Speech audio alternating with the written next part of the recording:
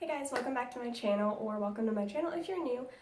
Today I wanted to talk about, I kind of wanted to start like a tiny little series I'm going through this book, like different concepts that I've found really helpful from this book. So this is my favorite book, literally other than the Bible, this is my favorite book ever. This is Captivating by John and Stacey Eldridge. I talked about this in my favorite Christian devotionals video, which I'll link below if you are interested in watching that. But I'm actually walking through this book right now again, and there are just so many amazing things in it that I pick up every single time that I read it. And I really wanted to do a few things of a series for videos for you guys in case you're not the reading type or something, I don't know.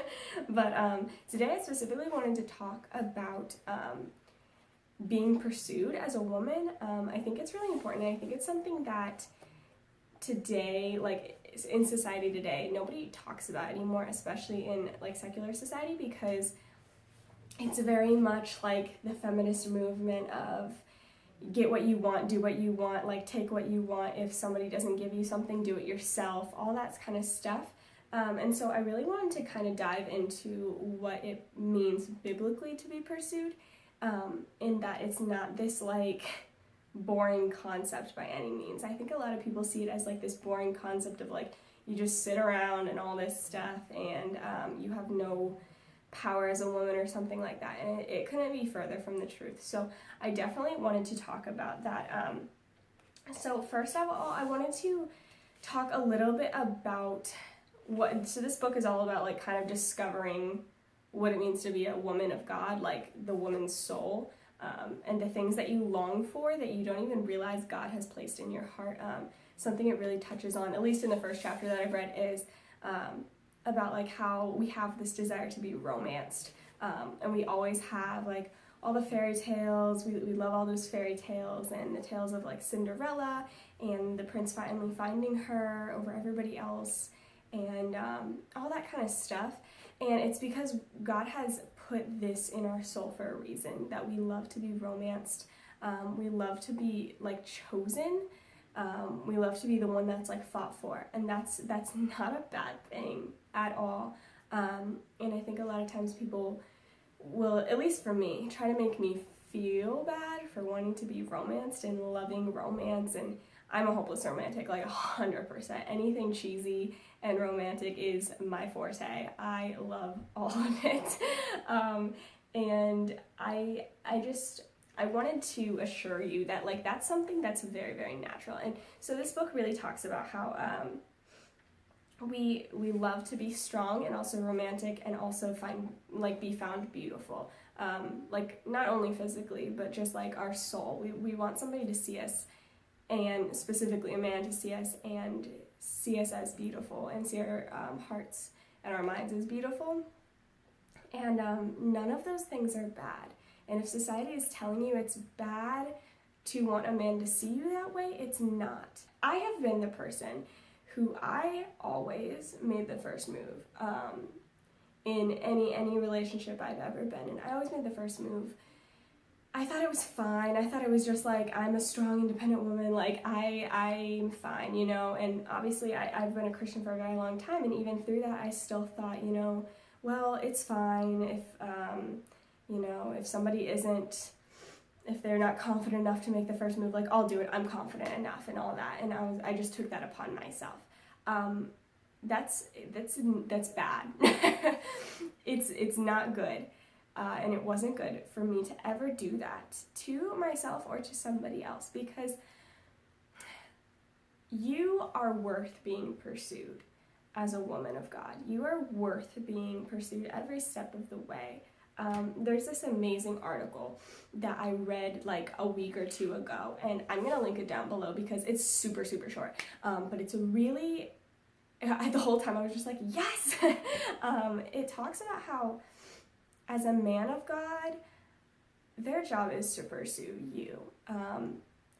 You shouldn't have to drop all these hints or make the first move or try to see where they're at and all that stuff, because that's their job. And I think a lot of times as girls, at least as like, I know there's a lot of you guys are very, very strong women. I am somebody who, I consider myself a very strong woman. I have a very strong spirit, and like, I'm confident in most things that I do. I don't really, I'm not really scared of much, and so because of that, I always think like, oh, that's fine, like, the guy's just scared, whatever, blah, blah, blah, but that's not how it should be. If a guy is supposed to be with you, if that is who God has for you, they will actively seek out how to pursue you, and they won't stop. And I think that's something that, like, a lot of people have lost, is the fact that they either don't think they're worth being pursued, or they think like, I just have to help it along, or if I don't do this, like if I don't help this along, they're just gonna run away. All right, I'm gonna address all of those things. First of all, yes, you are worth being pursued. 110%. You are worth being pursued. You are worth absolutely nothing less than that. And the reason I know that is because Jesus pursues you every single day. He legit died on the cross because he died to pursue you. He did everything he could to have you. And when you think about it that way, a guy making the first move is kind of nothing compared to that. So yeah, you really do deserve that. Don't settle for somebody that doesn't pursue you and who doesn't really want you. Like, not physically want you, like, want to know you as a person and want to know your soul. You do deserve that. If you have questions about that, please contact me. I would love to speak some truth in your life. Second, is that, like, the whole idea of we have to help it along, you know, maybe the guy is just scared, you know, maybe he's just scared of being rejected. Okay, like, that's valid because I've thought that before too. I'm somebody who, I don't want anybody to feel uncomfortable ever. Like, in any awkward situation, I make myself the awkward one to try and make other people feel better. I hate disappointing people. I hate making people feel uncomfortable ever. I'm a people pleaser in that sense. So I get that. But the man is supposed to be the protector of you.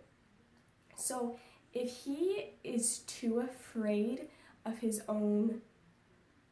getting his own feelings hurt, and too afraid of, like, losing, I don't know, the relationship you guys already have or something like that, too afraid to do that, to pursue you, then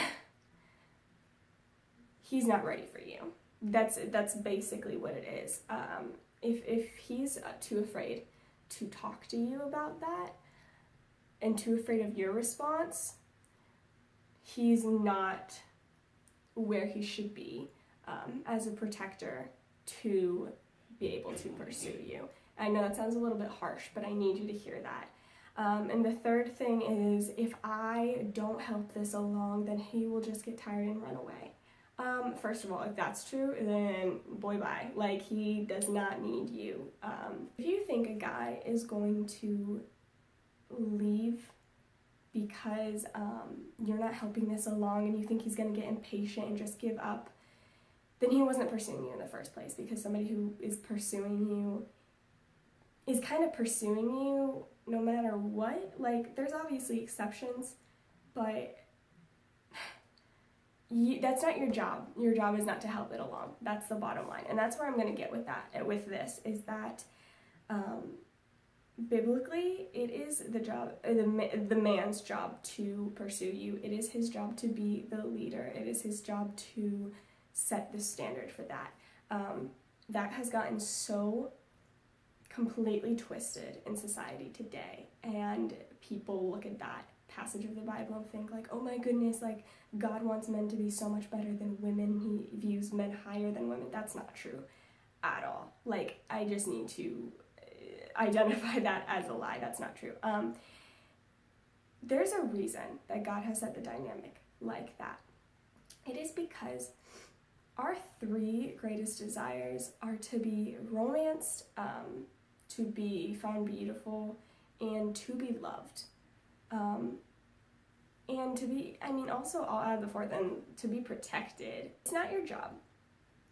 If you are making the first move on a guy, you are setting the standard that you don't expect him to do that for you.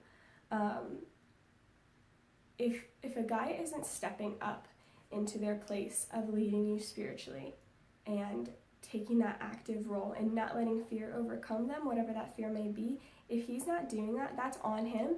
But if you step into that role, that's on you. And that's something I've learned the hard way. But it's something that is so vital to learn, that you can't just step into that place, because that is not yours.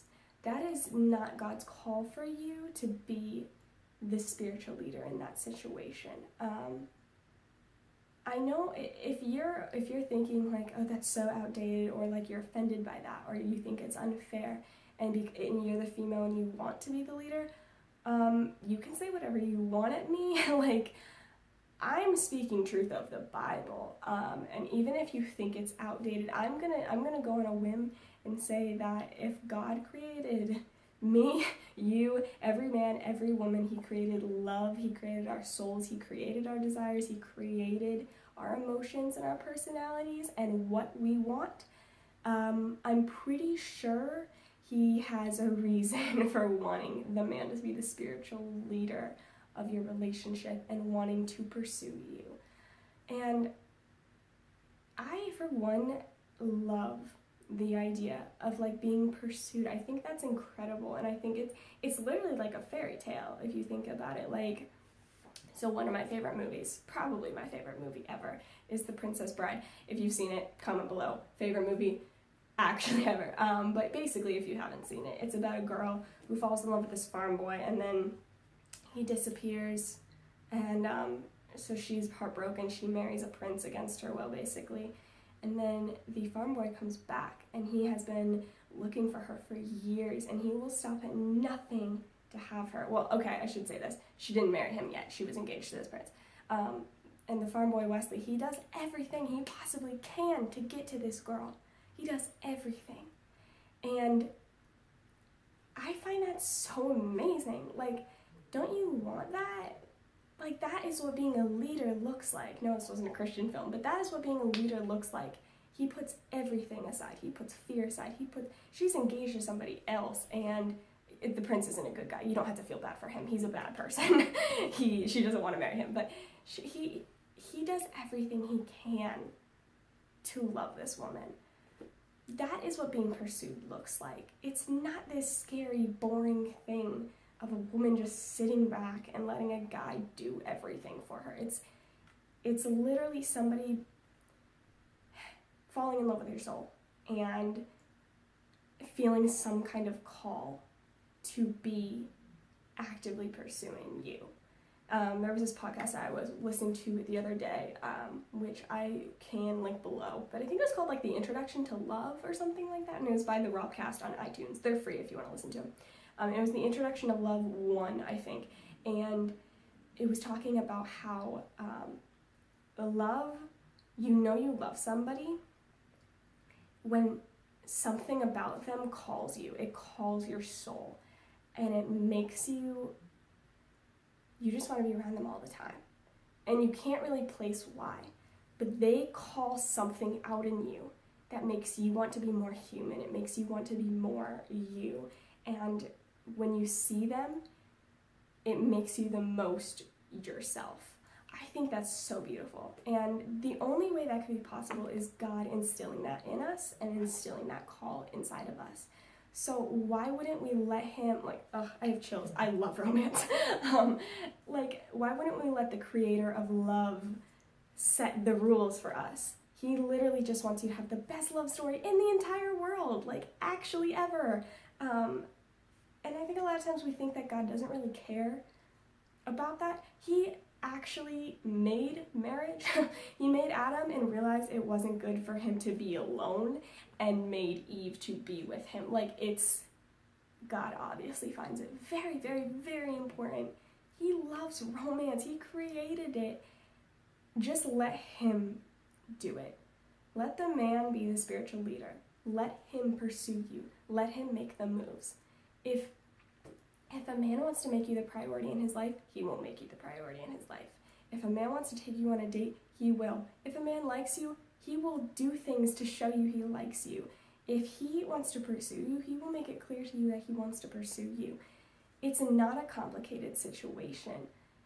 If he doesn't do those things, yes, like, there's obviously certain circumstances, but like, for the most part, either if he doesn't do those things, either he doesn't like you, so don't make a fool of yourself, like, don't push it, don't break your own heart, or second, he is too scared, and you don't want somebody who's scared of loving you, and who's scared of learning about you, and who's scared of actively seeking your soul. It's an exciting thing, so somebody shouldn't be scared to learn more about you. So I hope that inspires you a little bit today.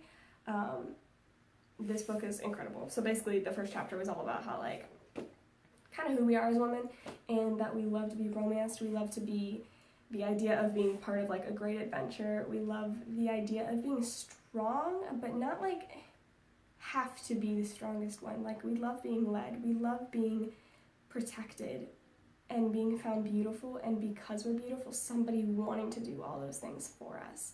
So I hope that gives you something today, and I hope you, if you were looking for any kind of inspiration for that, like, the bottom line is just pursue God. Like, seek after God, and everything else will fall into place. If you focus on him, he will let the right man cut in.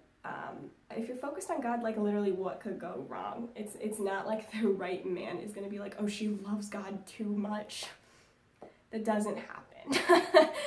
If you thought that, I just want you to know it doesn't happen. So I love you guys so much. If you ever have questions about this stuff, like, please comment below or contact me. But I hope this gives you something to, like, chew on today. And I love you so much, and I will see you soon. Bye.